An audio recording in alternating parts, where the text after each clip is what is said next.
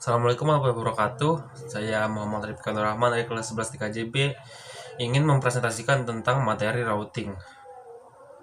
Kita mulai.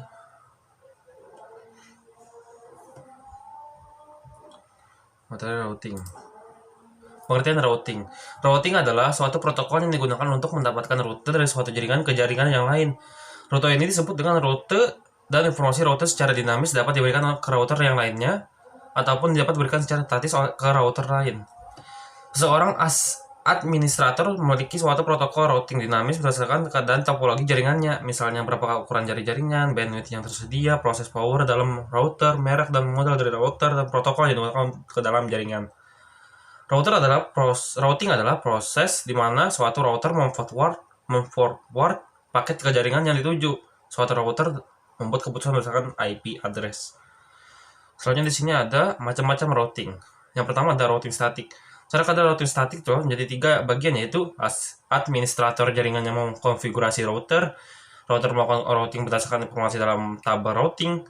Routing statis digunakan untuk melewatkan paket data. Seorang administrator harus menggunakan perintah IP router secara manual untuk mengkonfigurasi router dengan routing statis.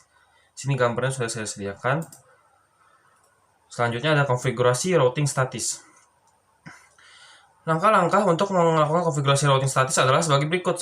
Langkah 1 untuk dahulu prefix jaringan, subnet max, dan address. Address biasa saja interface lokal atau next hop address yang menuju tujuan. 2. Masuk ke mode global configuration. 3. Ketika pemerintah IP router dengan prefix dan max yang diikuti dengan address seperti yang sudah ditentukan di langkah 1.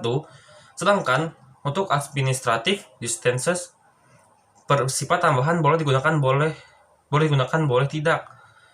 Keempat, ulangi langkah 3 untuk semua jaringan yang dituju yang telah ditentukan pada langkah keluar dari mode global configuration. Yang keenam, gunakan perintah copy running config startup config untuk menyimpan konfigurasi yang sedang aktif ke NVRAM. Yang kedua ada routing default. Routing digunakan untuk meroutekan paket dengan tujuan yang tidak sama dengan routing yang ada di dalam tabel routing. Secara tipikal, router dikonfigurasi dengan cara routing default untuk traffic internet. Di bawah ini ada langkah-langkah untuk mengkonfigurasi routing default. Yang pertama, masuk mode global configuration. Yang kedua, ketik perintah IP router dengan 0000 sebagai prefix dan 0000 sebagai max. Alamat tambahan untuk routing default dapat berupa address dari local interface yang berhubungan langsung ke jaringan luar atau IP address next hop router. Yang ketiga ada keluar dari model global config. Yang keempat, gunakan perintah config running config startup config untuk menyimpan konfigurasi yang sedang jalan ke NVRAM. Selanjutnya ada routing dinamis. Routing protokol adalah berbeda dengan protokol. Routing protokol adalah komunikasi antara router-router. Routing protokol mengizinkan router-router untuk sharing informasi tentang jaringan dan koneksi antar router. Router menggunakan informasi ini untuk membangun dan memperbaiki tabel routingnya. Di sini ada gambarnya saya tampilkan. Selanjutnya ada macam-macam routing. Contoh routing protokol. Routing Information Protocol (RIP), Interior Gateway Routing Protocol (IGRP), Enhanced Interior Gateway Routing Protocol (EAGRP). Yang keempat ada Open Source Patch Burst (OSPV). Routing protokol digunakan untuk trafik user langsung. Contoh routed protocol, internet protocol, Internet Packet Exchange (IPX), Autonomous System AS. Autonomous System AS adalah kumpulan dari jaringan-jaringan yang satu dalam administrasi yang mempunyai strategi routing bersama. Sini ada gambar Autonomous System. Tujuan routing protokol atau autonomous system adalah tujuan utama dari routing protokol adalah untuk membangun dan memperbaiki tabel routing, di mana tabel ini berisi jaringan-jaringannya, interface yang berhubungan dengan jaringan tersebut. Router menggunakan protokol routing ini untuk mengatur informasi yang diterima dari router-router lain dan interface-nya masing-masing sebagaimana yang terjadi di konfigurasi routing secara manual. Sini ada gambarnya sudah. Yang ada klasifikasi routing protokol.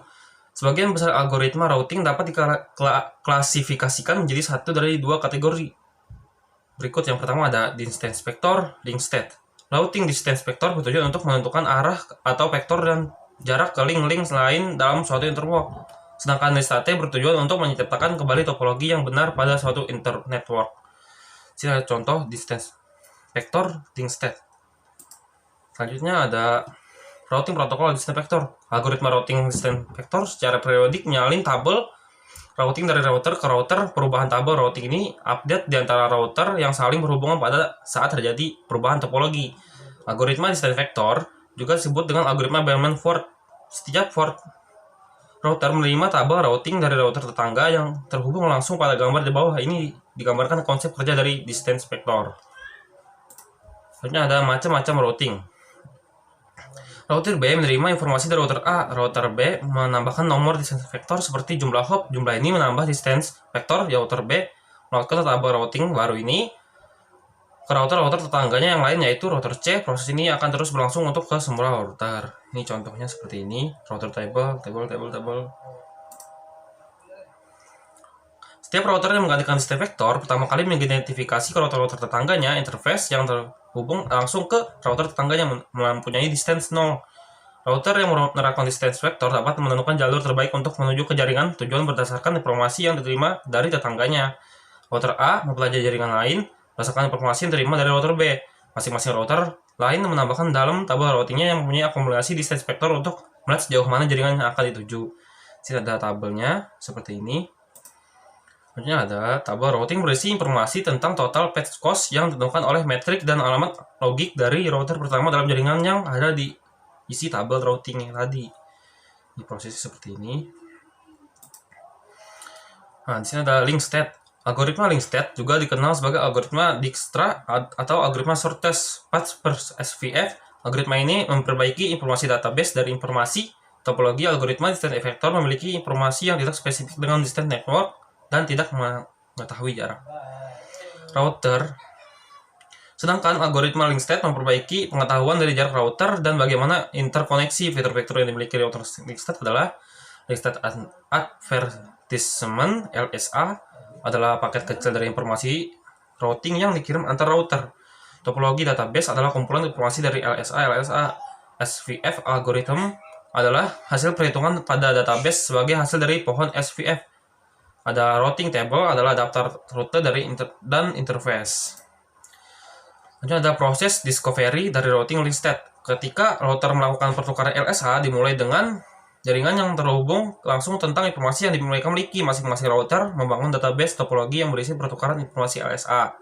Algoritma SVF menghitung jaringan yang dapat dicapai. Router membangun logical topologi sebagai pohon dengan router sebagai root. Topologi ini berisi semua rute-rute yang mungkin untuk mencapai jaringan dalam protokol link state internetwork.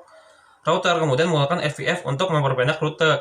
Daftar rute-rute yang terbaik dan interface ke jaringan yang dituju dalam tabel routing. Link state juga memperbaiki database topologi yang lain dari elemen-elemen topologi dan status secara digital. Sini ada contohnya seperti ini.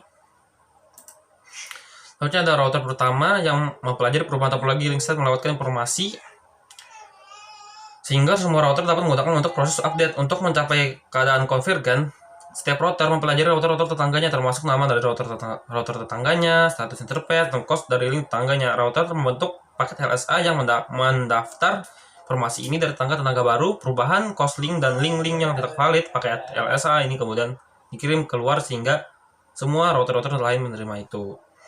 Sini ada contohnya seperti itu.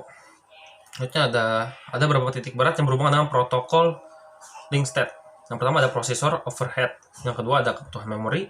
Nanti ada konsumsi bandwidth.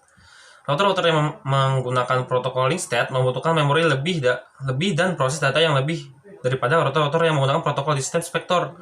Router link state membutuhkan memori yang cukup untuk menangani semua informasi dari database, pohon, topologi, dan tabel routing.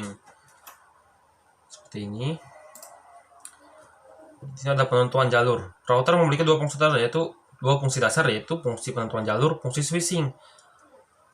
Konsep link state dasar algoritma routing yang digunakan algoritma ring state juga bias disebut dengan algoritma Dijkstra atau algoritma shortest path first. Konfigurasi routing. Untuk menentukan protokol routing pada suatu router membutuhkan setting parameter global dan routing. Tugas global meliputi pemilihan protokol routing seperti GI-RIP, IGRP, EIGRP, atau OSPF. Sedangkan tugas konfigurasi routing untuk menunjukkan jumlah jaringan IP, routing dinamis yang menggunakan broadcast dan multicast untuk berkomunikasi dengan router-router lainnya. Ini ada contoh gambarnya. Ada protokol routing pada layar internet TCP atau IP. Router dapat menggunakan protokol routing untuk membentuk routing suatu algoritma yang meliputi RIP menggunakan protokol routing interior dengan algoritma distance vector, IGRP menggunakan protokol routing interior dengan algoritma Cisco distance vector, OSPF menggunakan protokol routing interior dengan algoritma link state, EIGRP menggunakan protokol routing interior dengan algoritma Advanced Cisco Distance Vector. BGP menggunakan protokol routing eksterior dan dengan algoritma Distance Vector. Tentunya ada dasar RIP ditekankan dalam RFC 1058 dengan karakteristik sebagai berikut. Routing protokol Distance Vector, metrik berdasarkan jumlah lompatan untuk pemilihan jalur. Jika hop count lebih dari 15, paket dibuang. Update routing dilakukan secara broadcast setiap 30 detik. IGRP adalah protokol routing yang dibangun oleh Cisco dengan karakteristik sebagai berikut. Protokol routing distance vector menggunakan coefficient metrik yang terdiri atas bandwidth, load, delay, dan reliability. Update routing dilakukan secara broadcast setiap 90 detik. OSPF menggunakan protokol routing link state dengan karakteristik sebagai berikut. Protokol routing link state merupakan open standard protokol routing yang dijelaskan di RFC 2328. Yang ketiga ada menggunakan algoritma SPF untuk menghitung cost terendah. Selanjutnya ada Border Gateway Protocol (BGP). Merupakan routing protokol eksterior dengan karakteristik sebagai berikut. 1. Menggunakan routing protokol distance vector. 2. Digunakan antara ISP dengan ISP dan klien-klien. 3. Digunakan untuk merutekan trafik internet antar autonomous system. Sini ada gambarnya, saya tampilkan di sini. Selanjutnya ada IGP versus EGP. Routing protokol interior desain untuk jaringan yang dikontrol oleh suatu organisasi. Kriteria disalin untuk routing protokol interior untuk mencari jalur terbaik pada jaringan suatu protokol routing interior. Sedangkan protokol routing eksterior didesain untuk penggunaan antara dua jaringan yang berbeda yang dikontrol oleh dua organisasi yang berbeda. Seperti ini gambarnya. Nanti ada kesimpulan. Kesimpulan. Yang pertama, routing adalah suatu proses di mana router melewatkan pakai jaringan yang dituju. Kedua, routing protokol adalah komunikasi yang digunakan antara router-router. Yang ketiga, routing protokol mengizinkan satu router untuk sharing informasi dengan router lain berdasarkan jaringan yang ia ketahui dan jalur terbaik ke jaringan tersebut. Algoritma routing dapat diklasifikasikan sebagai satu dari dua kategori distance vector atau link state. Autonomous system adalah kumpulan dari jaringan-jaringan dalam suatu pengawasan administrasi. Sekian presentasi dari saya. Wassalamualaikum warahmatullahi wabarakatuh.